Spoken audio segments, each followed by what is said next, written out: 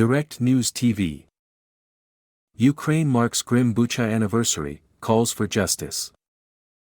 Bucha, Ukrainians marked the anniversary of the liberation of Bucha Friday with calls for remembrance and justice after a brutal Russian occupation that left hundreds of civilians dead in the streets and in mass graves, establishing the town near Kiev as an epicenter of the war's atrocities. "We will not let it be forgotten," President Volodymyr Zelensky said at a ceremony in Bucha, vowing to punish those who committed outrages there that are still raw. "Human dignity will not let it be forgotten." On the streets of Bucha, the world has seen Russian evil. Evil unmasked. Bucha's name has come to evoke savagery by Moscow's military since its full-scale invasion of Ukraine began in February 2022. Ukrainian troops who retook the town found the bodies of men, women and children on the streets, in yards and homes, and in mass graves. Some showed signs of torture.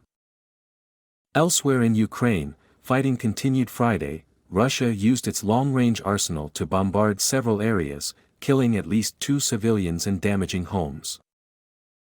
And the Kremlin-allied president of neighboring Belarus raised the stakes when he said Russian strategic nuclear weapons might be deployed in his country, along with part of Moscow's tactical nuclear arsenal. Moscow said earlier this week that it planned to place in Belarus tactical nuclear weapons, which are comparatively short-range and low-yield. Strategic nuclear weapons, such as missile-borne warheads, would bring a greater threat. At the official commemoration in Bucha, Zelensky was joined by Moldova's president and the prime ministers of Croatia, Slovakia, and Slovenia. Russian troops occupied Bucha weeks after they invaded Ukraine and stayed for about a month. When Ukrainian forces retook the town, they encountered horrific scenes.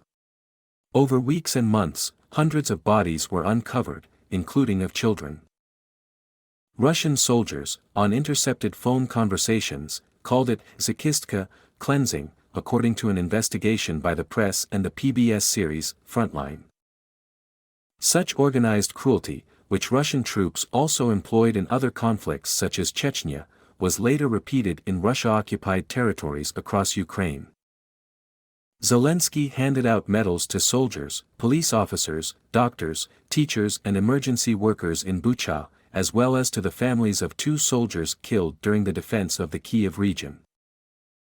"Ukrainian people, you have stopped the biggest anti-human force of our times," he said. "You have stopped the force which has no respect and wants to destroy everything that gives meaning to human life." Ukrainian authorities documented more than 1,400 civilian deaths, including 37 children, in the Bucha district, and more than 175 people were found in mass graves and alleged torture chambers, Zelensky said. Ukraine and other countries, including the US, have demanded that Russia answer for war crimes. Among the civilians killed was 69-year-old Valery Kizilov, whose wife survived but for whom the horrors inflicted on Bucha, her hometown, are still raw.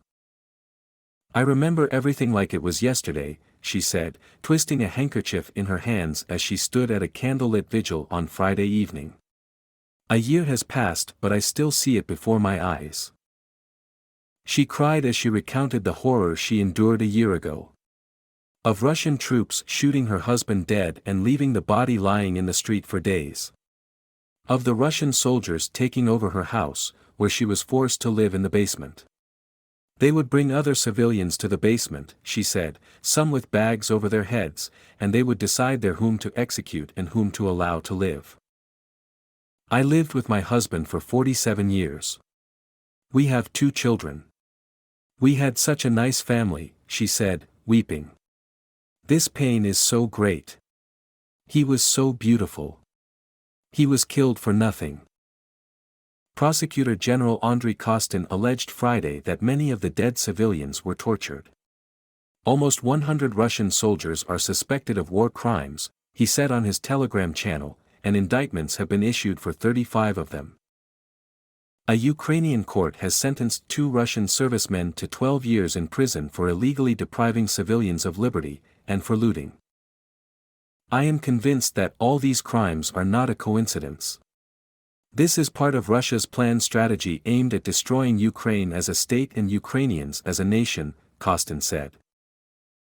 In Geneva, the UN human rights chief said his office has verified the deaths of more than 8,400 civilians in Ukraine since Russia's invasion, a count believed to be far short of the true toll. Volker Turk told the UN Human Rights Council that severe violations of human rights and international humanitarian law have become shockingly routine during Russia's invasion. Belarusian President Alexander Lukashenko, along with announcing the possibility of the deployment of Russian strategic nuclear weapons in his country, called for a ceasefire in Ukraine. A truce, he said in his State of the Nation address in Minsk, must be announced without any preconditions, and all movement of troops and weapons must be halted. It's necessary to stop now, before an escalation begins, Lukashenko said, adding that an anticipated Ukrainian counteroffensive using Western-supplied weapons would bring an irreversible escalation of the conflict. But Kremlin spokesman Dmitry Peskov responded that Russia has to keep fighting, again claiming that Ukraine has rejected any talks under pressure from its Western allies. Peskov also dismissed remarks by Hungarian Prime Minister Viktor Orbán that the European Union was mulling the deployment of peacekeeping troops to Ukraine, calling that extremely dangerous. Russia has maintained its bombardment of Ukraine, with the war already in its second year. Along with the 2 civilians killed Friday, 14 others were wounded as Russia launched missiles, shells, exploding drones and gliding bombs, the Ukraine Presidential Office said. 2 Russian missiles hit the eastern city of Kramatorsk, damaging 8 residential buildings, the office said. 9 missiles struck Kharkiv, damaging residential buildings, roads, gas stations and a prison, while Russian forces shelled the southern city and region of Kherson. A barrage at Zaporizhia and its outskirts caused major fires. In the battered frontline town of Avdiivka in eastern Ukraine, a baby and adult were killed in Russian shelling, according to the presidential office. Before the Russian invasion, about 25,000 people lived in Avdiivka. About 2,000 civilians remain. My name is Kingsley. Please like, share, subscribe and hit that notification bell so you can be the first to be notified whenever we post. You won't regret it.